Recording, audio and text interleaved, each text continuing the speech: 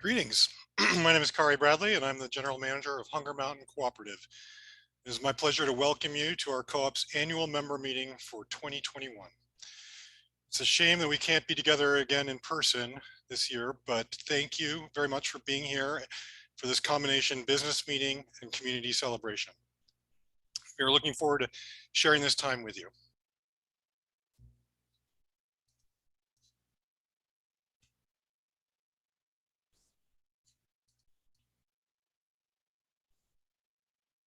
Sorry.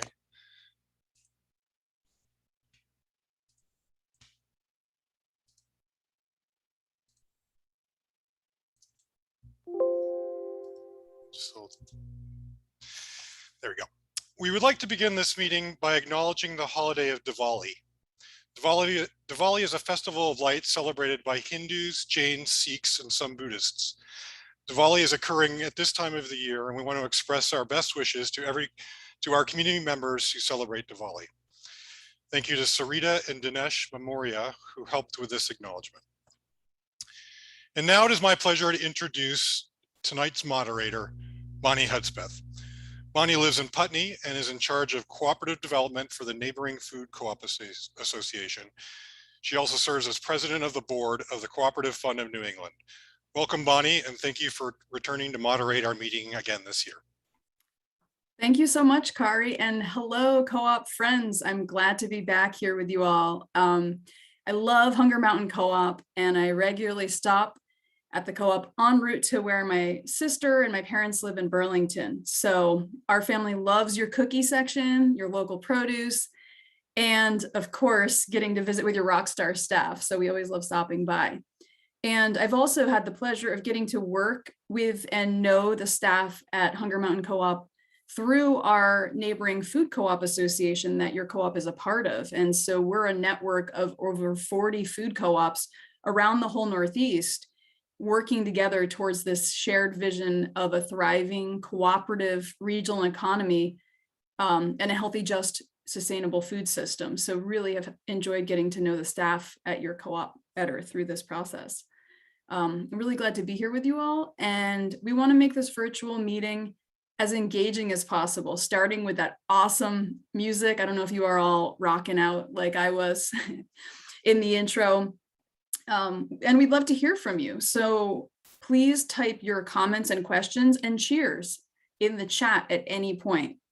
And if your chat's not currently visible, you can hover your mouse at the bottom of your screen and just click on the chat button, and that will open it. So if you need any tech support, send us a message in the chat. If you want to say hi to your neighbor, send them a direct message in the chat.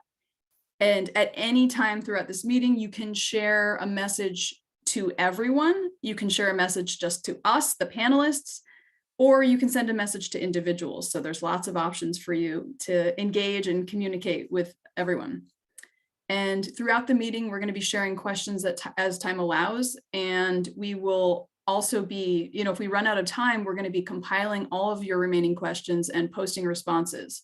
So rest assured, all of your questions will be responded to at some point eventually.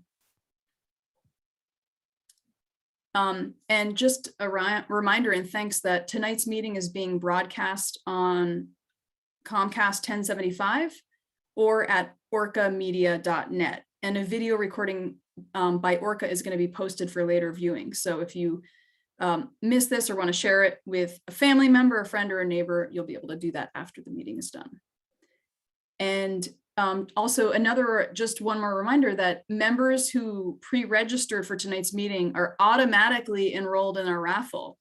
Lucky you, right? So we're going to be announcing winners at the end, and we hope you'll stick around with us. But if you have to scoot out early for some reason, you can still win. We're going to be posting the results online, and we're going to be contacting winners. Okay, so let's dig into the plan for our evening together. We're going to be opening with a little bit more of a welcome from your co-op's leadership. And then we're going to get to vote on approval of the 2020 annual meeting minutes. We're going to have some time celebrating co-op employees. And then we get to hear from the keynote speaker for this evening, Nicole Daney from NOFA, Vermont. And then after Nicole shares, we're going to get, you'll have time to ask questions for her and have a little interaction there. And then we're going to dive into impact reports and take your questions after that section of the reporting as well. And then the concluding part of the evening is really going to be hearing some highlights from the community fund grants, and the big drum roll and mystery is who won the Cooperative Community Award this year. We're going to find out and get to hear from that person.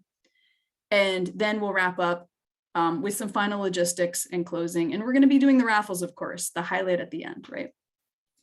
So now, without further ado, I'd like to introduce your council president, Dr. Eric Jacobson, to further welcome you. Hey, Eric. You're muted. Hi, Bonnie. Thanks very much. That was wonderful. So on behalf of the Hunger Mountain Co-op and the council, I would like to welcome all of our members and friends to the annual meeting. Normally at this time of year, we gather together and raise a toast as members for the year that has passed, to celebrate the year and to acknowledge the contributions of so many individuals that have made this make this a rather unique member-owned cooperative, one of the most valuable and productive community assets in central Vermont. But what I'd really like to do with this opening greeting and welcome this year is to take a moment to recognize and to acknowledge in particular the rather remarkable commitment and courage of staff who have worked through a worldwide health crisis to provide food and service to our community. I know I speak on behalf of the members when I express my gratitude to all of the people who contributed to the Hunger Mountain Cooperative with their labor, for their fortitude and perseverance this year, for people who served us in times of fear and shortage, for those who got vaccinated with the intention of supporting public health, for those with kids who have had to endure this year without it, for those who are struggling, who have lost loved ones, and for those who are recovering. This has been a year to remember, and I want to extend a heartfelt thanks to all our staff for their extraordinary service to the community this year. So with these words of gratitude, let us now hear from you, our members. We're going to run a couple of quick polls to get a better sense of who is with us tonight. And you should see the first poll on your screen shortly. And when you see it, when it pops up, please respond by clicking. There it is. So please respond by clicking on your selection. And we'll wait a few minutes, minutes, while the answers come in. So there you see the first poll. How many co-ops and credit unions are you a member of?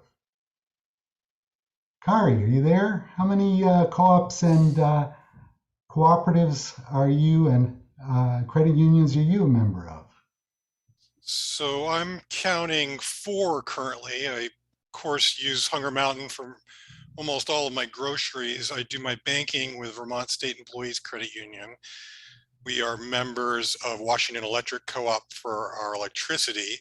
And then we recently joined REI for all their gear. So that's great. But I also enjoy going into food co-ops around the country and locally. I shop somewhat often at Adamant, and sometimes Plainfield, Buffalo Mountain, and Morrisville. So lots to choose from. How about you, Eric? I think that's 8+. I wasn't counting. We're a member of many of those cooperatives you mentioned, and the credit union we bank with, the Vermont State Employee Credit Union. But I was thinking actually of the cooperative that I've been part of, maybe that influenced me the most, which was a cooperative of instructors, language instructors in Berlin, Germany. So it was a cooperative organized by the teachers themselves. Neat. Yeah.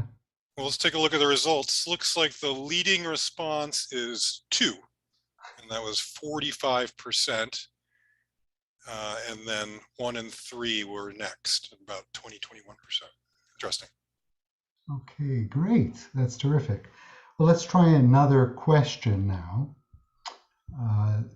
This one's a little bit more substantive. When you see it, there it is. So here's the question. What do you think should be the co-op's highest priority goal in the coming years? Shall I read it out? Reduce our carbon footprint through efficiency measures, renewable energy, and buying local and organic. Improve affordability and increase community access. 3, ensure health and safety, including COVID-19 mitigation and improved working conditions. 4, enhance diversity, equity, and inclusion, or something else. So you do have the chat to put another item of importance in the chat. And there you go, Kari. What would you think out of this long? Well, I'd like to hear from you. Why don't you go first this time, Eric? Well, we didn't include all of the above because really all of these issues are core issues to our mission and what we do. But if I really had to choose one for next year, what I think we could maybe make a breakthrough or implement some activity on would be the first, to reduce our carbon footprint through efficiency measures and maybe trying to get our energy more renewable. Okay, Kari, what do you say? Yeah, I tried, but I can't pick one. They're all extremely important, and they're all part of our current business plan, and I think they're going to be part of next year's and the year after that business plan as well. There's a lot of work to do, and it just strikes me as, what a privilege it is to work on these really important issues that matter to our co-op community. So let's see what members said. Number 1 response is improve affordability and increase community access. And right behind that is reduce our carbon footprint. So there you go. Excellent. Thanks, everybody. Really great. Okay, now we're going to hear from our council members. Each has prepared a brief recorded statement. Maybe there's a slide that we can see of the council. There we are. Hello, I'm Stephen Farnham. I've served on the executive committee as the council secretary for the past couple of years. In addition, I've also served on several other committees, including bylaws, communications, ethics, recruitment, and rules since first being elected to the council in 2014. It is an honor to be able to serve the co-op and the greater community in this capacity. I believe I speak for all of us on the council when I say your continued support of Hunger Mountain Co-op and of the council is greatly appreciated. I hope you find the offerings in this year's virtual annual meeting enjoyable and informative. Please don't hesitate to give us feedback after the meeting, and thank you so much for joining us. Hello, my name is Andrew Sullivan, and this is my second year serving on the Co-op Council. I am thrilled to be able to represent both my fellow employees as well as my fellow members of the co-op. Thank you very much. Hello, Hunger Mountain Co-op members. My name is Eva Schechtman, and I'm a member of the Co-op Council. It has been my honor this year to serve as the chair of the Justice, Equity, Diversity, and Inclusion Committee and the Communications Committee. Thank you so much for this honor. Hi, I'm RJ Adler, and this is my first year on the council. Hi, I'm Jen Poirier. I've been on your council now for about a year. I've been serving on the Carbon Neutrality Committee, and we're working on some really exciting projects for you. I live locally in Montpelier, so I hope I get to see some of you around the co-op. Hi, my name is Liv Dunton, and I am entering my third year on the Hunger Mountain Co-op Council. I've so loved my time on the council. It has been so meaningful and so educational, both in the nature of boards and how to better serve our Central Vermont community and our co-op. Great. So we've heard from some of the council members. Also serving this year were Deb Robinson, Catherine Lothar, not featured here, and our staff rep, Rachel Andreev. So the annual meeting marks the end of the council year, and we are in the process of electing new members. We have 4 candidates this year. You've heard from RJ, Jen, and Eva currently serving on the council. Let's hear from Lauren Antler, the only non-incumbent candidate. I'm Lauren Antler. I live in Montpelier with my daughter, my husband, our 2 dogs, and our cat, who lives on top of the fridge. And I'm really looking forward to serving the co-op membership on the co-op council. Terrific. I just want to say a quick message about running for council. Like school boards and city councils, members, member participation and public participation is important. But for a member cooperative in which the governance and monitoring system is structured to work with a meaningful board of directors at the center of its activities, the council is really an essential feature of a cooperative. Without a strong and supportive council, a co-op is not really a cooperative. It needs your support, so please consider running for a council seat. I've served for 4 years, and this is my final year, and it's been a very stimulating experience. Let me give you a brief reminder that our electronic voting polls will close at the end of this meeting at 7:30 tonight. We have an uncontested election this year, but voting is important for determining the final seating arrangement, so please cast your vote. We will end up with 1 open seat, so the council will appoint a member to fill the vacancy until next year's election. Often members are interested in these opportunities because it's less of a time commitment and still a chance to serve the community. You can learn more about this and view the application at the co-op's website. Feel free to reach out to any of us on the council if you have any questions. Applications are due on the 18th of November, so you still have a little bit of time. Now I'm going to turn it over to Bonnie. Thank you so much, Eric. And now it is our time for some brief business, which is approval of the 2020 minutes. So these meeting minutes are posted on the co-op's website, and hopefully you've gotten a chance to look at them, at least some of you. So I'm going to ask now, can we have a motion and a second to approve the minutes? Please type in the chat so we can see you. Thank you for making the motion, RJ. How about a second?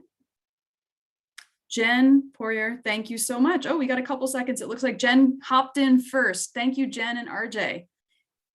So now you'll see a poll where you can vote yes, no, or abstain. And if you have any comments on the minutes, you can also type them in the chat right now. So in a minute here, you're going to see a poll pop up so that you can vote. And I see some questions about seating arrangements. There you go. So you can now vote yes, no, or abstain for around approving the Hunger Mountain Co-op's 2020 annual meeting minutes. I see some great questions and dialogue around seating arrangements and candidates and amount of service time on the board. Great questions. All right, we'll give you another minute here. And just a reminder, as we're voting, let's imagine ourselves that we're sitting together, getting to smile and wave at each other, or maybe even eating tasty food from the co-op. That would be nice. Hopefully that will be the case next year. And also just thank you, right? The co-op would not exist without you, the members. So thank you for participating and voting. All right. Let's see how y'all voted.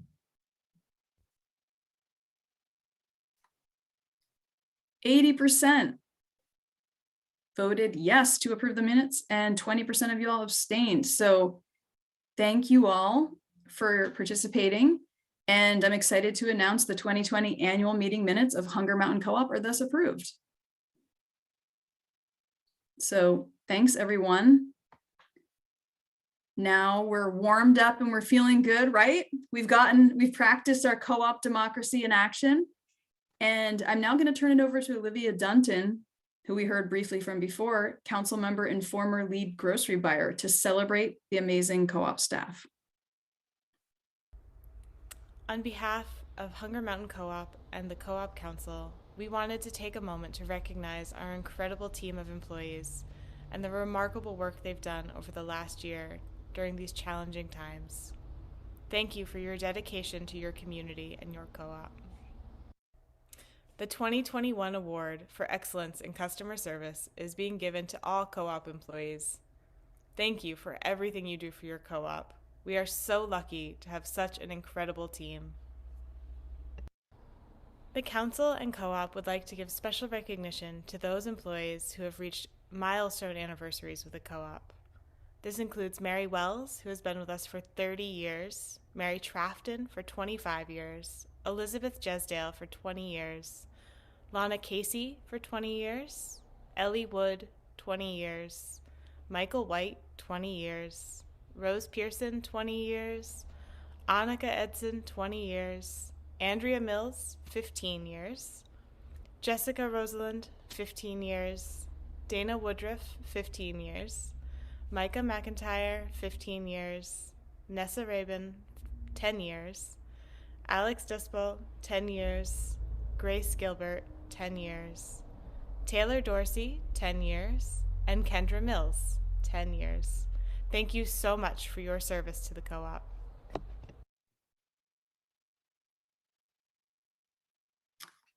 Wow, thank you, Olivia. And I'm struck by the amount of employees at Hunger Mountain Co-op who are celebrating a decade, 20 or even 30 years. That is some really strong commitment to the co-op and the larger community. Woo! And I see appreciation for staff in the chat here. And someone, Mary Beth says, that's why I love shopping at the co-op, great staff. And Judy is clapping, thank you. Now I'd like to introduce our keynote speaker for the evening, Nicole Daney, the Certification Director for Vermont's Organic Farmers. And as a reminder, if you have questions for Nicole, please type them in the chat because we'll have some time for her at the end to respond to your questions. So Nicole, take it away. Thank you, Bonnie. My name is Nicole Daney. As Bonnie said, I'm the Certification Director for Vermont Organic Farmers. I'm really thrilled to be here tonight. I'm excited to talk about agriculture and climate change, and specifically the role that organic farmers can play in being a potential solution to our climate crisis. And of course, I'd also like to give a shout out to Hunger Mountain. When I first moved to Vermont in 1999, Hunger Mountain was by far my favorite co-op.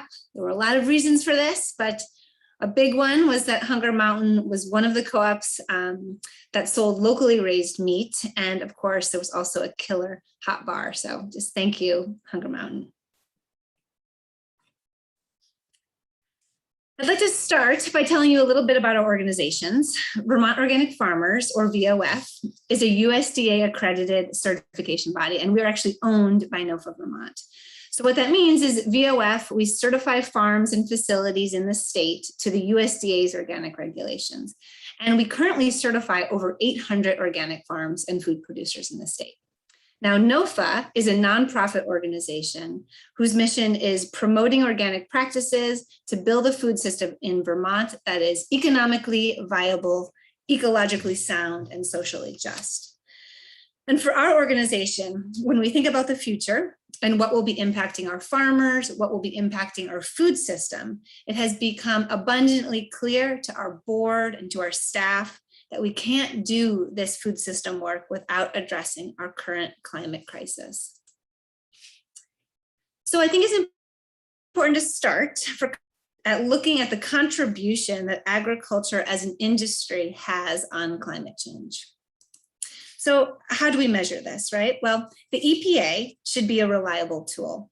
And the EPA quantifies greenhouse gas emission by industry contribution. So if you look at agriculture in this light, we account for 24% of global greenhouse gas emissions. But the estimate does not include the carbon dioxide that ecosystems actually remove from the atmosphere by sequestering carbon in biomass, in dead organic matter, and in the soils, right? So this offsets 20% of emissions from this sector. So I share that to offer hope, right? Agriculture has the potential not just to net zero on our greenhouse gas emissions, but also to potentially contribute in a positive way to addressing our climate emergency. So we have a choice. How we produce our food impacts the climate. And really the next step is to look at the practices that we want to avoid. Those practices are climate. And those practices are ones that rely on fossil fuel intensive chemical fertilizers and pesticides, practices that encourage heavy mechanization and fuel burning equipment, monocropping and reliance on chemical inputs, practices that reduce biodiversity and pollute waterways, and practices that encourage intensive tillage, right? Or the alternative to intensive tillage, which is conventional no-till, which replaces tillage with more toxic herbicides. So it's important to know, what practices are causing issues in order for us to be able to look for solutions. And there is a solution, and that solution is organic farming practices. So using organic farming practices, we can choose to actually have a positive impact on the climate. But in order to do this, we need to educate people about what I like to call the positive definition of organic farming.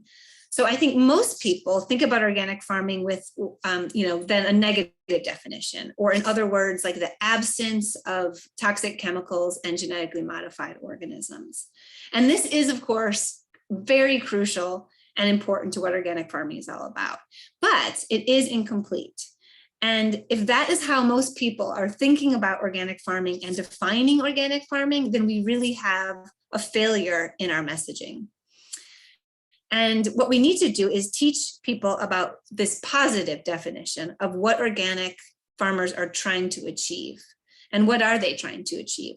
That is improving soil health, protecting natural resources, promoting biodiversity on their farms, working with natural systems instead of against natural systems, and then of course working to mitigate climate change, but also working to be resilient in the face of extreme weather events that are caused by climate change. And this isn't new. We didn't just come up with this recently to kind of join the popular club, right? This has always been what the organic movement is about. Organic has always been about regenerative and sustainable. It has always been about the opposite of extractive and industrial. And so this is really the message that we need to convey. So in 2020, VOF set out to do this. And in partnership with Vital Communities and with help from the Vermont Agency of Ag's Specialty Crop Block Grant Program, we embarked on a campaign where the goal was to promote organic farmers with this positive definition in mind, right, as a solution to climate change. And from the beginning, we really understood that messaging was going to be really important to help people understand that they can actually have a positive impact on climate change with their food purchases. And the reason that messaging matters is because climate anxiety is real. People, including myself, right? People are overwhelmed by the scientific reality of climate change, the extreme heat, the forest fires, the drought and flooding. I'm sorry if I'm sounding, depressing here, the loss of biodiversity, this continuous narrative of, impending doom. And when people feel overwhelmed in this way, they don't feel inspired to take action. Instead, they feel stuck. They feel like there's no way that they can have an impact on this monumental problem. And like I said earlier, I'm sure we've all felt this way. But the way to counter that fear is to take action. So we need to help people understand that their choices matter and that action matters and that they can make a difference. And in this case, in this campaign and in the food system world, food choice matters. So the message of our campaign, what we were calling our Climate Heroes campaign, is that supporting Vermont organic farmers can basically equate to climate action. And that in essence, we are all heroes by taking this action. So I wanted to give credit to some of the folks that really helped us create, beautiful images for this campaign. We worked with a bunch of talented artists. We worked with Cecily Anderson, a talented artist. We also worked with a local photographer, Andy Duback, and they helped us capture images that really helped us capture this messaging of heroism. We started kind of by identifying what we wanted everyone who interacted with our advertisements and everyone who interacted with our educational campaign, what we wanted them to understand. And this was what we eat and how we produce our food are inseparable, right? They're inseparably linked to climate change. That supporting organic farms and organic farming practices can help to mitigate climate change, but also that food and farms are vulnerable to climate change, right? And that organically farmed soils can actually help farmers be resilient in extreme weather events like flooding and drought. So we heard from our producers that what they needed was clear and concise talking points to address how organic practices can impact climate change. And so this is what we set out to do. And we ended up developing 5 major talking points for farmers to use to kind of be able to discuss this issue with their customers. And of course, the first 3 talking points are all about the soil, right? And it's about how healthy soil is key to fighting climate change. And so you can see these here on the screen. We described how soils that are managed organically release fewer greenhouse gases. And the reason that this is because organic farmers don't use synthetic nitrogen fertilizers.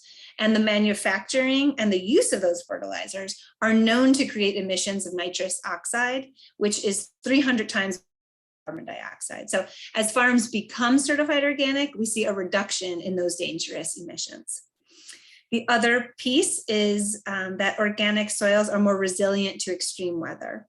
And this is because organic farmers are required to use practices that increase what's called organic matter in their soil. And this really improves the soil's ability to hold water, which in turn improves the land's resilience to, again, flooding and drought. And of course, that organic soils store carbon. So because organic farmers are practicing their practices are building healthy soils are key at keeping carbon out of the atmosphere, right? So they're acting like a sponge and they're helping to reduce the impacts of climate change. And I did want to share that this picture is one of our certified organic farmers located in the Intervale, Alongo Dev. He's one of the members of the cooperatively owned farm Diggers Mirth. I suspect that some of you might know Diggers Mirth for their amazing carrots and greens, which I believe that Hunger Mountain is often carrying in their produce department. So just wanted to introduce you to one of our farmers there. So another one of our talking points that was really important is about how organic farmers protect natural resources. So one way that organic farmers do this is by not using dangerous herbicides or toxic pesticides, right? And this helps preserve waterways, it helps preserve the environment, and of course, it helps preserve our health. Another way that they protect natural resources is by actively supporting biodiversity and protecting wildlife and pollinators on their farm. So this is a picture of Dave Marchant. Some of you might know him. He's co-owner of Riverberry Farm. He's a certified organic farm in Fairfax. And Dave and his wife Jane have been farming organically for over 30 years. And they're along the Lamoille River. And I'll show some pictures later on in this presentation of some of the overhead shots of their farm next to the river. But they have a great farm stand. I bet some of you also know them from their wonderful farm stand and also their pick your own strawberries. So our last talking point is about food security. And I think all of us felt the importance of our local farms during the onset of the pandemic, right? When food supplies from outside the state were slow to arrive, it felt very comforting, I think, to all of us to have our CSA memberships, right? And to be able to find our local and organic produce at places like Hunger Mountain. It was critical. And of course, the food supply issue is not over. We're still seeing issues in the supply chain. And frankly, we've been less affected by this issue, or we are less affected by this issue when we have local product available from Vermont producers. Not to mention the fact that farms are often places for community gathering, right? So whether it's you're going to pick up your CSA share, or going to pick your own blueberries, or even those farms that open up their land for festivals or family walks, right? I think the take-home message here in this talking point is when you buy your food from a Vermont organic farm, you're investing in local food security. And that investing in the success of organic farms is also important because organic farms can contribute to vibrant and strong communities. And this picture is of Hillary Martin, who's another co-owner of the cooperative farm, Diggers Mirth, down in the Intervale. So when we started this campaign, we had originally thought about messaging our farmers as the heroes, right? But our farmers, they weren't interested in that. And they were way too modest for that. So, they didn't really feel comfortable with us casting them as climate heroes, right? Which is totally understandable. But I would say in actuality, they are implementing practices on their farms that are innovative, and some people could even say heroic. So I thought I would share, some of those practices and just give you kind of a small sampling of some of the work that our farms are doing. So this picture is of Riverberry Farm again. And as you can see here, we took this picture in, I think, early June. But he has got a beautiful swath of cover crops. And Dave and Jane grow cover crops in order to protect their soil from erosion and also to build organic matter. So this picture is of Eliza and Shane Steffens of Knee Deep Farm, which is located in Jeffersonville. And you can see them here in their greenhouse. They're growing mainly tomatoes, but if you look closer, you can also see that they're intercropping with lettuces, herbs, and other greens, right? And this intercropping practice, it helps with soil erosion again. It also helps with weed management. They also get better utilization of nutrients. So when they're applying fertilizer, they're not going to waste any fertilizer. It's going to get used up by the plants underneath. And sometimes it can even help with pest and disease management. And here's that shot I was promising you of Riverberry Farm in the spring, the aerial shot. You'll notice here how they make sure they have a large buffer from the river that they don't till, right? So you can see the area clearly that's tilled, and you can see the part that's being preserved. And what this does is it promotes habitat for wildlife. And of course, it also protects the riverbank from being eroded. And this photo is a great aerial shot of Diggers Mirth Farm. And this really allows you on the right here to see their cover crop and also just like the diversity of crops that they're growing on their farm. This is another photo of Riverberry. And here Dave is showing how he's intercropping with his kale under the row covers with a cover crop, right? And again, the cover crops are going to help Dave. They're going to help him protect the soil surface from erosion. They're going to add biomass to the soil, especially below the soil surface with the roots of the plants. And they're going to help create a habitat for microorganisms like fungi that contribute to, soil biology and soil health. And my last photo here is again of Diggers Mirth. And this shot really features how the farm is growing plants that support pollinators like bees.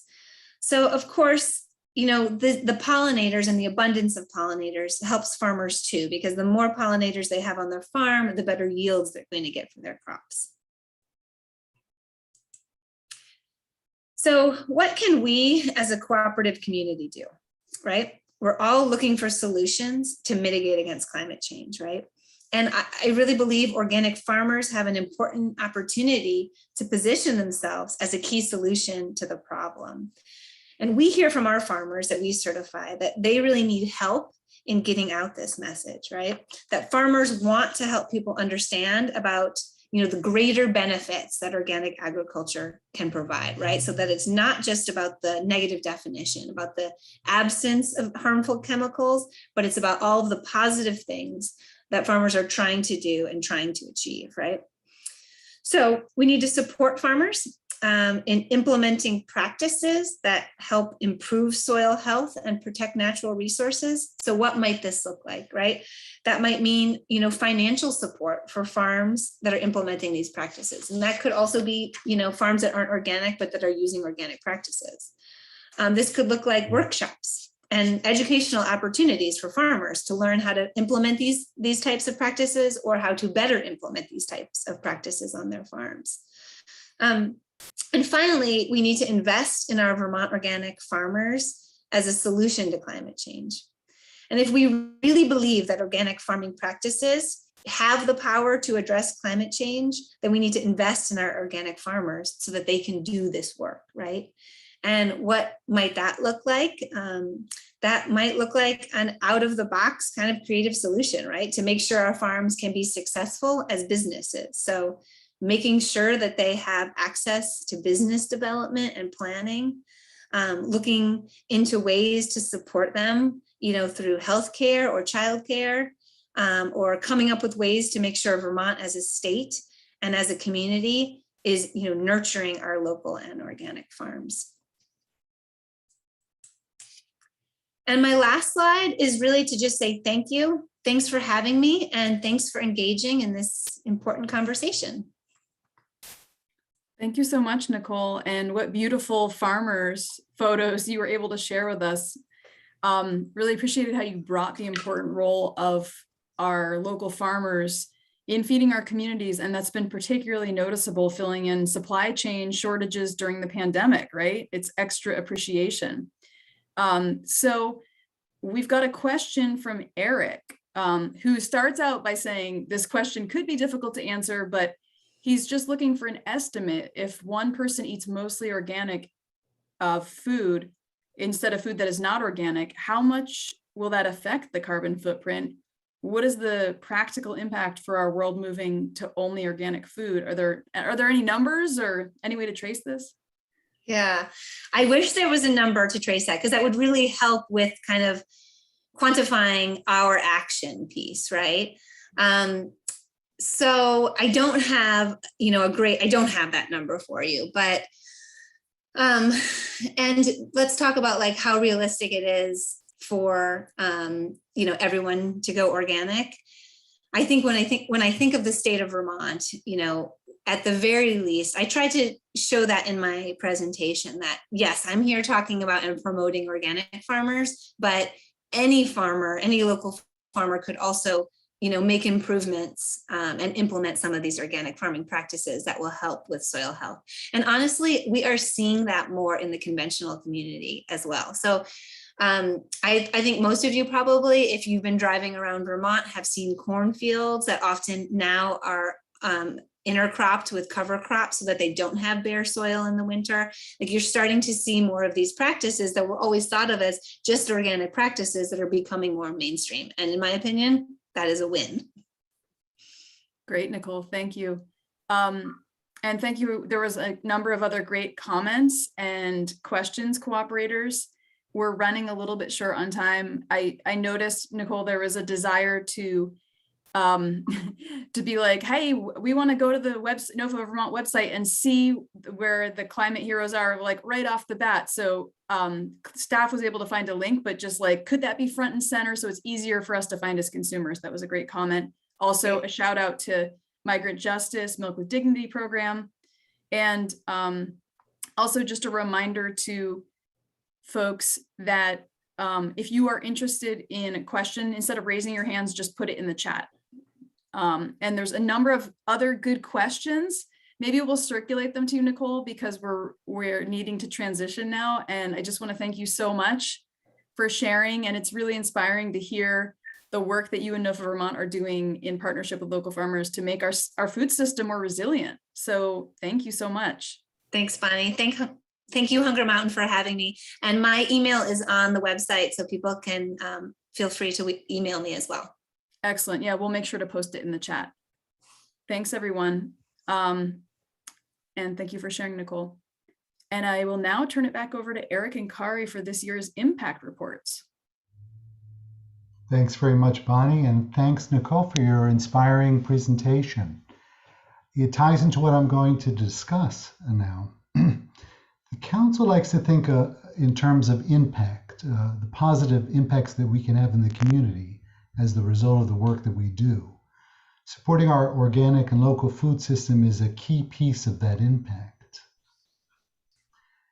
In fiscal year 2021, the co-op sold $12.9 million in organic products and $9.4 million in local products. There is no question that we play an important role in the system that provides high quality and environmentally sustainable food in central Vermont. At the same time, we purchased last year $8 million in goods and services from 390 Vermont vendors. This speaks to the strength of the local food system that we have helped to create here in Vermont. But there are certainly challenges. We all know the importance of shopping locally, and we all saw how those little arrowed cardboard boxes that appeared in our mailbox made one person in particular the richest man in the United States. We know that the large commercial supermarkets in Vermont are owned by multi-billion-dollar international corporations with annual revenues in the billions. Now is a difficult time for all small businesses. The co-op, for example, has lost 4 bakery vendors in the last year. We have rising expenses, labor shortages, and supply disruptions, which is increasingly difficult for our local producers. As inflation is set to continue to rise over 5%, our co-op community needs to do more to support them. Now a slide about our member owners. We have a strong standing in Central Vermont as one of the largest membership-based organizations. The following slide shows how our membership has grown over the past 5 years, reaching 10,464 at the end of June, which is really a remarkable number when you think about the fact that there are 58,000 people in Washington County and maximum 8,000 in the city of Montpelier. We could probably do a lot more as a member buying organization. What other necessary goods and services could we provide and own collectively? Each year, the co-op conducts a member shopper survey, and this year you express an especially high level of satisfaction with the co-op. When asked how likely you were to recommend the co-op to friends and colleagues, the average rating was 4.7 out of 5. Next, I want to highlight some of the ways the co-op is working to support the broader community. Next slide, please. There it is. In 2020, we had given out just under $40,000. This year, in 2021, our total donations and sponsorships came to just over $77,000. We can be proud of the fact that the co-op doubled the amount that was given back. These funds came both from co-op operations and donations from you, donations from the members that were made through rounding up at the cash registers.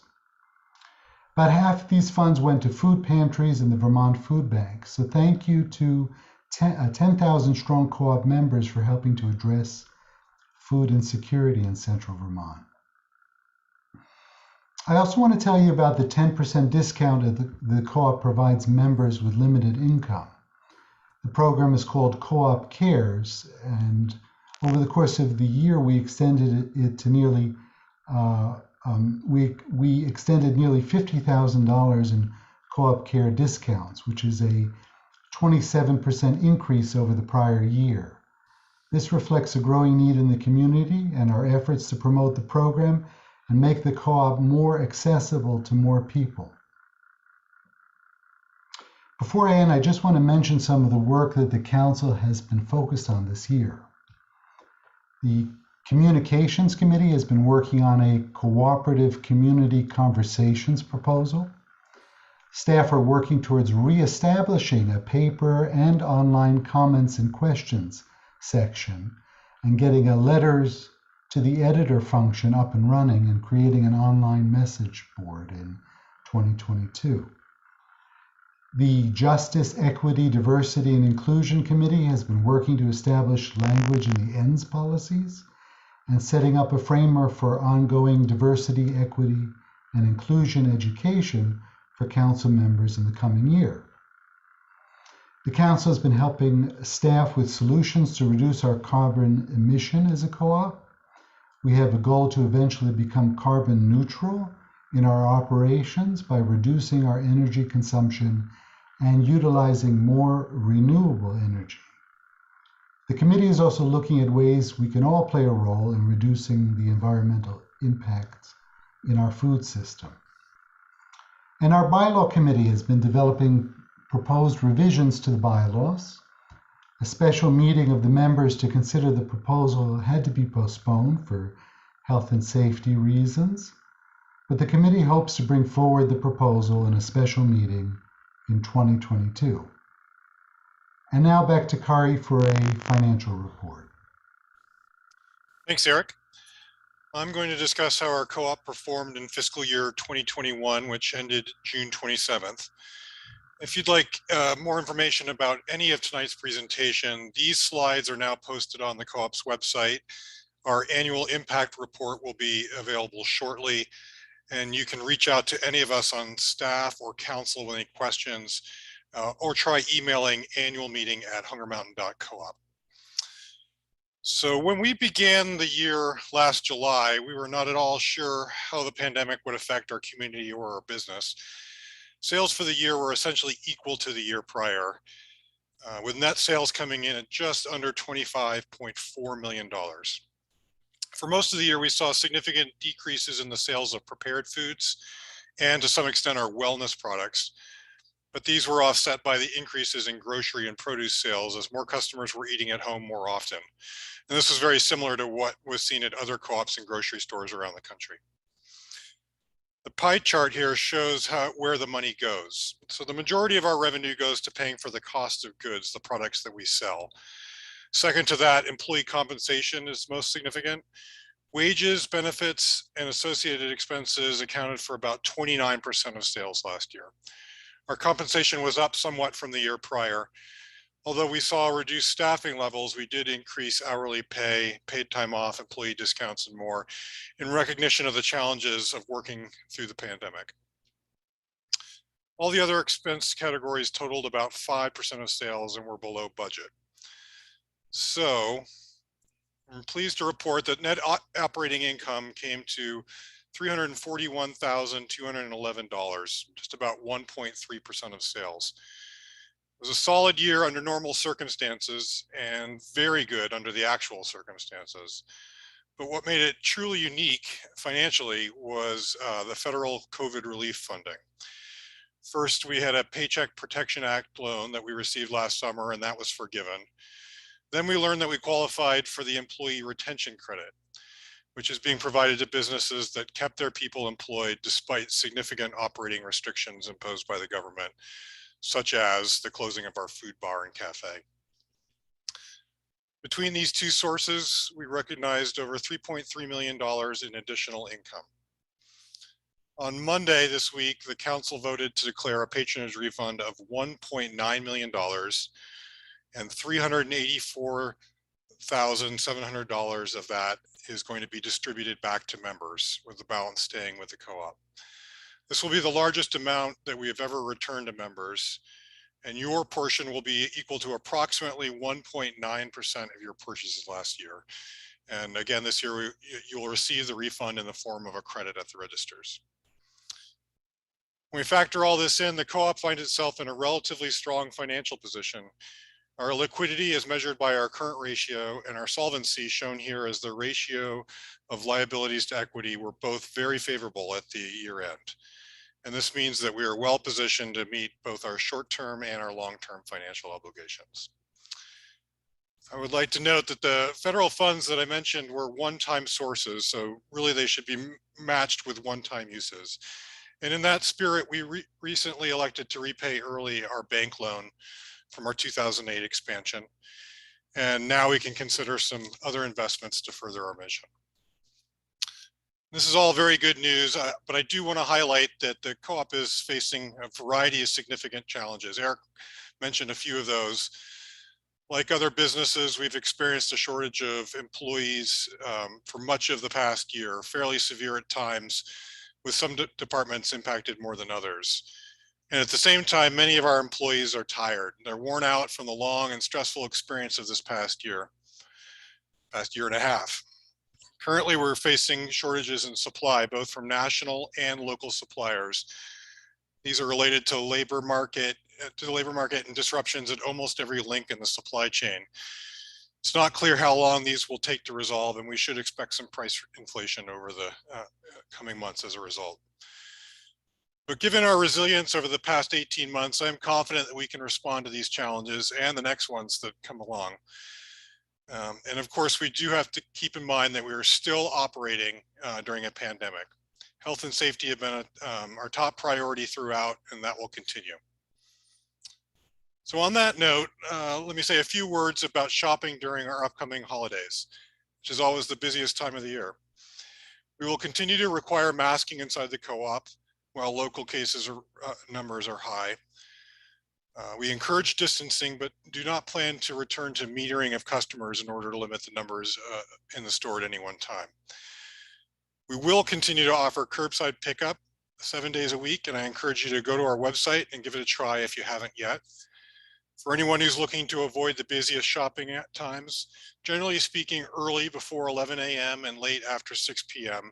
are slower, along with Sundays, Mondays, and Tuesdays. And I say that in general. We have adjusted our hours of operation to 9 a.m. to 8 p.m., and this will last through the end of January. This gives us a chance to stock up, clean up, and get out of your way each morning. Also, during November and December, we are only offering special orders on beer, wine, and meat, and this is in response to the supply shortages and to free up some of our staff time. And the deadline for ordering a Thanksgiving turkey is coming up quickly on November 15th. And a heads up that we will be closed on Thanksgiving and the day following, the 25th and 26th. And that's in order to give our staff a well-deserved break.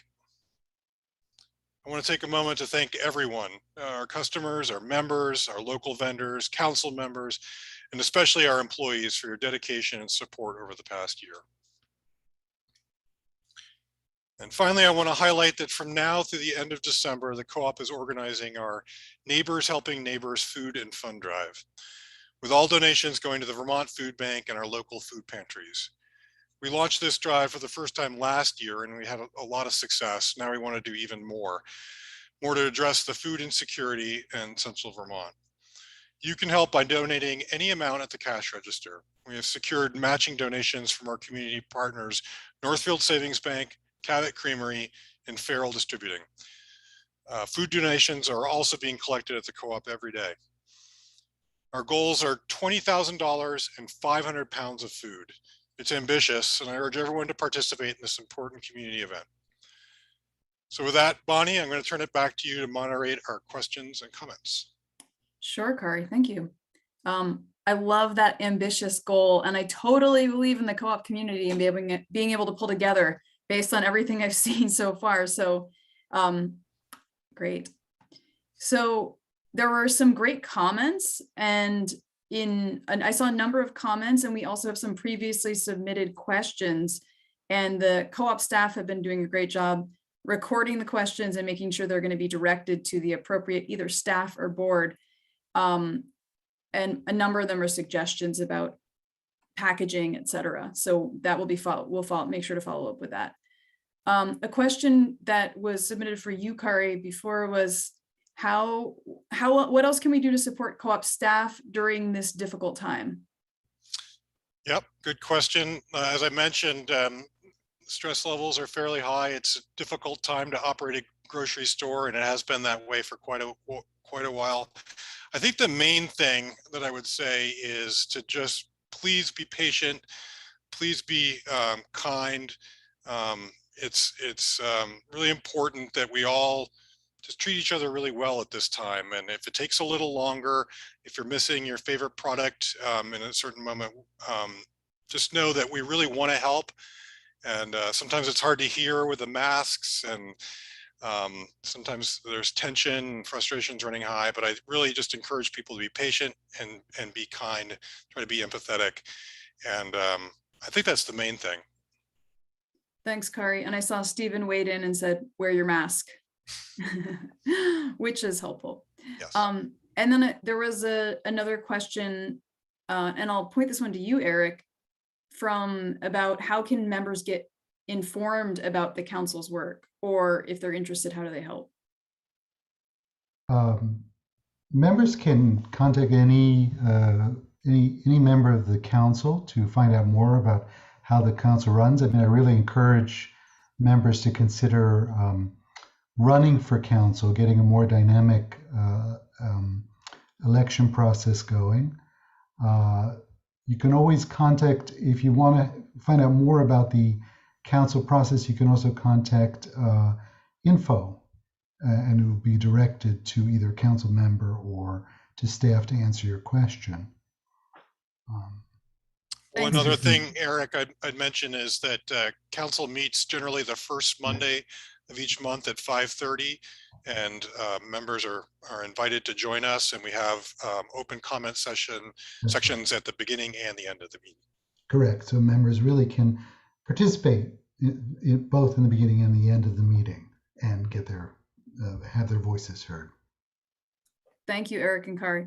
And I'm seeing some great chat, and I love to see members co-creating value, thinking about how they can use their cooperative to meet unmet needs in the community, including kind of getting at the root of food insecurity, right? That Co-op Cares is, the co-op is stepping up and allocating resources to making sure more of our community can be fed.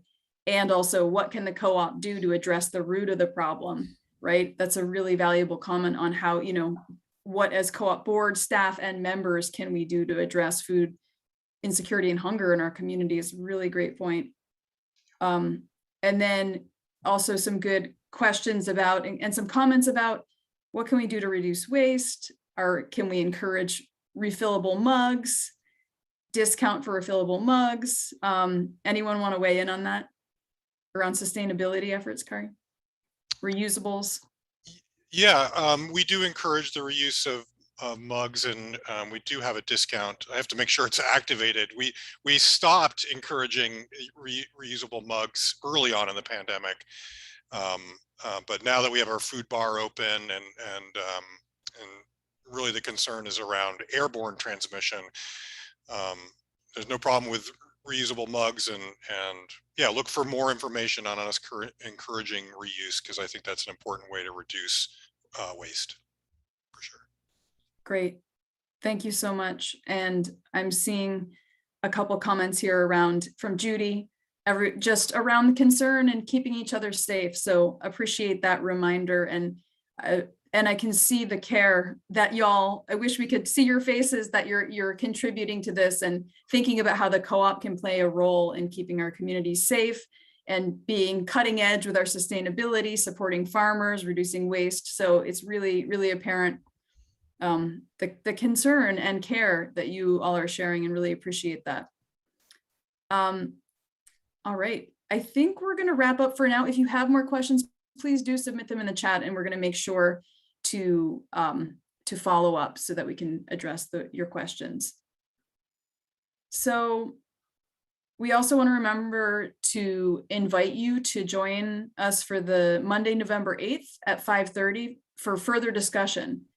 And Kari will share info at the end of the meeting, so you can put it on your calendar if you're interested. And then also a reminder, submit additional questions. If you think of it tomorrow or in the middle of the night, annual meeting at hungermountain.coop. We'll post that in the chat as well. And as we've said before, the staff is going to be compiling all your questions and responses in upcoming newsletters, so we'll get to see comprehensive responses to that. All right, thank you for the impact reports and for your awesome questions and comments, members. And now I'd like to introduce Claire Wheeler, who is the chair of the Hunger Mountain Cooperative Community Fund Committee, to announce this year's grant recipients. Hey everybody, my name is Claire Wheeler and I'm currently the chair of the Hunger Mountain Co-op Community Fund. I'm really pleased to be here to share with you an update on the work we did this year. So the Hunger Mountain Co-op Community Fund was founded in 2005 to offer financial support to organizations, businesses, and initiatives that are aligned with our co-op's mission. So over the past 15 years, I'm proud to say that we've given out nearly $60,000 in grants to over 50 participants. The Community Fund Advisory Committee is made up of member owners like me, council members, as well as co-op staff. Our committee makes grant recommendations to the council, who has final approval. And our criteria include alignment with the Hunger Mountain Co-op mission, anticipated project impact, and the applicant's access to other resources. We gave particular attention this year to groups disproportionately impacted by the pandemic. And we also gave special consideration to currently and historically marginalized groups. The fund is supported by donations from members and the co-op's operation, so thank you to those of you who made a donation to the fund. This year also the council elected to donate uncashed patronage refunds to the fund, so thank you to the council. With those funds, the co-op is able to support projects that we know are making a real difference in our community. And we were gratified to receive 12 applications this year. We are very happy to announce that we were able to award $11,500 in grants to 10 deserving local organizations and businesses. So here's an overview of the groups that received funding. The Montpelier Parks and Trees Department got funding to build a wash pack station for the Feast Farm. Cabot Community Action received funding for the Cabot Harvest Hub, which is an online winter farmers market for local producers. Rural Vermont received funding to host 2 workshop series that will provide farmers and consumers with more options for buying, selling, and processing their own food. Capstone Community Action received funding to put up some shelving for their online food ordering system. And Good Samaritan Haven received funding for their project to purchase and renovate a motel complex in order to provide emergency shelter beds and services for our homeless folks in the area as part of a matching funds campaign. Downstreet Housing and Community Development to support their project to create sober living housing for women and their dependent children. Earthbeat Seeds, which is a co-op vendor for seed packing equipment. The Children's Early Learning Space to support them to purchase land and building in order to expand local childcare opportunities, including outdoor spaces. The Mad River Path to fabricate and install a kiosk to inform people about the public land, the path, and the apple orchard on the path. And the Orchard Valley Waldorf School to build a kitchen to process food grown in the garden. So congratulations to our grantees, and thank you all for supporting our Community Cooperative Fund. Take care. Wow, y'all, over $11,000 this year to local organizations who are transforming the region in a lot of different ways that we've just heard. So way to go, co-op community, that's you. And I'm seeing a lot of love in the chat too, and appreciation from some folks representing some of these organizations. So big shout out and cheers to how the community is showing up and the co-op is channeling resources toward back into the community for these amazing projects. Thank you. And now I'm gonna turn it over to Stephen Farnham from Council to share the Hunger Mountain Cooperative Community Fund Award.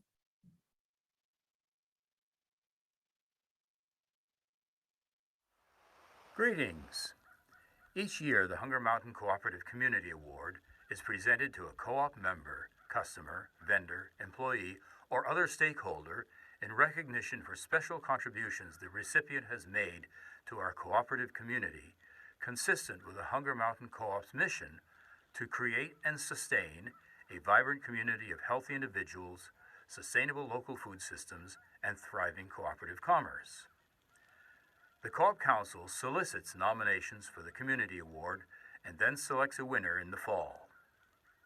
Our winner will receive a beautiful glass apple, locally crafted by Matt Seasholes, along with gift certificates from the co-op. This year, the award goes to Peter Coleman of AR Market and Vermont Salumi. Pete Coleman grew up in East Montpelier on Kate Farm, pioneers of Vermont's organic movement, and a longtime supplier of tomatoes, seedlings, and other produce to the co-op. As a youngster helping out on the farm and at the co-op, Pete learned the importance of sustainable farming techniques for supporting healthy people, animals, and communities. During many visits to Italy, while reconnecting with his roots, Pete apprenticed with the Norsini, famed butchers of Umbria, who taught him the methods, techniques, and centuries-old traditions of salumi making. Pete returned home and founded Vermont Salumi, a purveyor of authentic, all-natural cured and fresh pork sausages. It is part of Vermont Salumi's mission to make products from simple ingredients with careful craftsmanship. Their process starts with antibiotic-free pork because they believe it's healthier and better for the environment. Vermont Salumi has grown to be one of the state's finest and most recognizable local food brands. Never content to rest on past successes, Pete opened AR Market, an independent, full-service grocery in the heart of downtown Barrie. As a local food producer, retailer, and consumer, Pete is truly a great asset for the local food community. Congratulations, Pete, and thank you. Hi, everyone at the national meeting. It's Pete from Vermont Salumi reporting to you from our new dry cure facility at 159 North Main Street in downtown Barrie. We moved our dry cure portion of our facility here as well. We built a grocery store up front. You can't see it because we're on the roof. This little pipe here is actually attached to our aging rooms, and the smell of capicola and salami is wafting up as I speak. About 2 weeks ago, Kari emailed me and said, "Pete, you got 5 minutes for a phone call?" And I thought to myself, oh God, he's letting me know that they're going to open a grocery store in downtown Barrie. And I've spent the last year trying to gain some traction with the grocery store in downtown Barrie, and they're going to put me out of business. But lo and behold, I was wrong. He called with another exciting piece of information. Kari was calling to tell me that I was awarded this community award, which I was not familiar with, but I'm very appreciative and thankful, and I don't really know why I'm getting it, but I don't ever feel like I'm quite a huge steward of the community, but I'm impressed and honored to feel like there's enough people out there who do think that.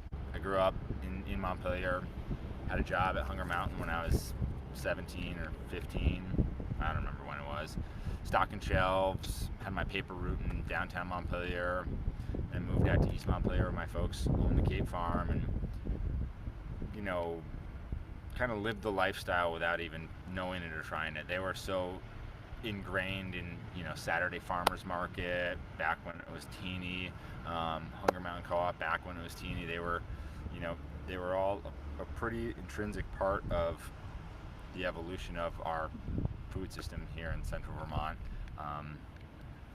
and I guess I was part of it without even really knowing it or being conscious of it, and I feel pretty lucky about that. But afterwards I ended up building upon that and starting Vermont Salumi, I guess, yeah, which is, you know, a sausage, salami, meat company here now in downtown Barrie, which has been incredibly exciting. Hunger Mountain Co-op has been a big role in growing and fostering this business. Now, the co-op is paramount in shaping some of these small food businesses around here. They, you know, you take the time to work with us as infants to help us grow. And I guess at the end of the day, you know, I look, you know, this is in Montpelier, we're over here in Barrie, there's a little bit more vacancies, but same problem, you know, we all have these downtowns that we really need to work on, and here's, you know, 9,000 square feet here, got another 9,000 square feet there, dealt with this one, it's been empty for 10 years, and really I think the co-op and all those folks shopping there can feel proud that, you know, didn't happen overnight, but you just keep putting down your money for the right customers, for the right companies, and and they're going to take over these spaces, and they're going to try their best to fill them up, and they're going to try and build these little lifebloods in our community that just give us all a little bit more reason to wake up and shop downtown and feel like we are connected to something a little bit larger than just our little insular family unit. So with that being said, I want to thank everyone for, I guess, choosing me to as the recipient of this award. I'm still humbled, and I think the thing that I take away from the last 2 years is really, if you just keep plugging away a little bit every day, don't go big, just a little bit every day, you know, all of our actions do accumulate, and they do turn into these pivotal moments in the way our landscape around us is formed. So keep up the good work. I'll keep doing my part, you keep doing yours. Thank you so much, and next year we'll be meeting in person. Ciao.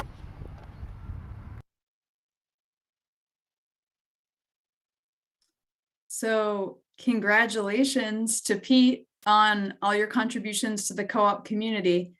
He clearly is a humble guy.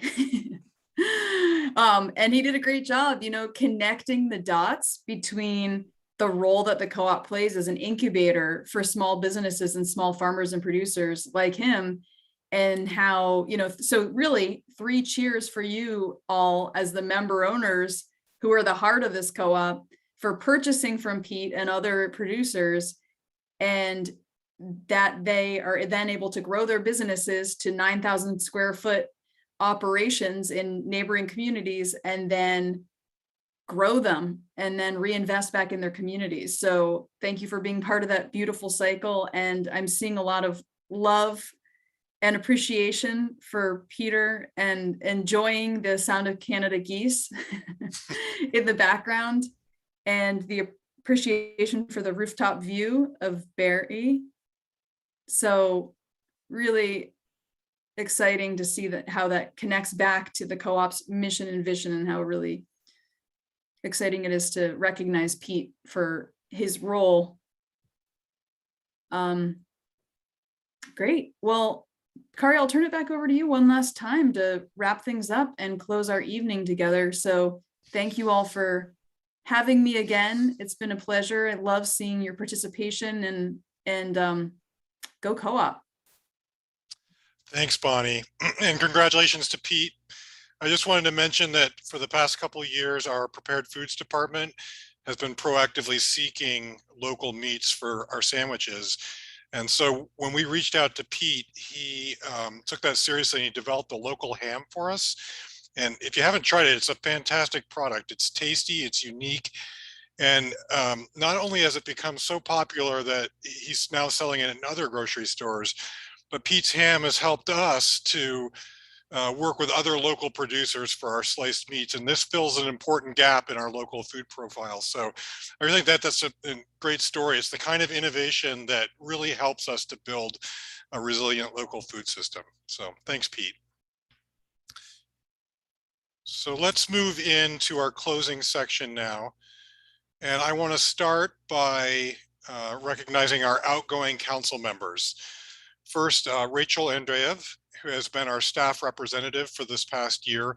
Rachel, thank you so much for your service. And Deb Robinson, who is our treasurer. Deb, it's been a pleasure working with you. And then last but not least, Eric, who served on the council for 4 years total, and this last one as president. Certainly it was one of the most challenging years that the co-op has ever faced, and thank you so much, Eric, for your thoughtful leadership. And we have gifts for each of you, and much appreciation for your hard work and dedication. As we mentioned earlier, the council is planning to appoint a member to serve until the next year's election. The application to be appointed is available at our website, and it's due November 18th. At that point, the council will interview applicants and then plan to select someone in early December. So I hope you'll consider applying, and let us know if you have any questions. And also, as was mentioned earlier, we will be having one more member roundtable discussion. It's this coming Monday at 5:30 p.m. And this will be an opportunity to further discuss the topics that we covered here tonight, or any others that you would like. So join us via Zoom, and you can find the login at on our website. And you can also email us at annualmeeting@hungermountain.coop. We will respond to all the questions and comments, and we really appreciate hearing your input, and we appreciate you being here tonight. So thank you very much, and back to you, Eric. Thank you, Kari, and thank you for that very kind comments. All that is left to do now is just to thank our donors and participators, artists Matt C. Schultz and Pizzazz Pottery for their work. We receive ongoing support from Northfield Savings Bank, from Farrell Distributing, and the Cabot Cooperative. And thank you, Orca Media, for broadcasting and recording tonight's meeting. Many thanks to Bonnie for moderating our meeting. She did a wonderful job. And we also need to thank the employees who put many hours in planning and preparing this event. Stephanie Canonen, Rowan Sherwood, Jess Knopp, Robin Pierce, and Kyles Boulay. Thank you all for your support. And we would love your feedback on how this meeting went. A survey will be emailed to all participants shortly. And last but not least, on to our raffles. Drum roll, please. The slide lists our first group of winners. Congratulations, winners. We will be contacting you about how you can pick up your prizes. And our grand prize goes to, here it is, the first Mega Food Basket raffle number 1 to Colin Kutin. Congratulations. Mega Food Basket raffle number 2 to David Lahar. Congratulations. And the $100 Hunger Mountain Co-op gift card to Whit Dahl. Congratulations to all the grand prize winners. Thank you for joining us, to everyone, all of our members, and I hope you have a safe and a happy holiday season. So with that, let us adjourn by consensus at 7:22 p.m. by unanimous consent. And we'll leave up the Zoom so that you may leave comments and questions. So thank you very much to everyone again, and good night.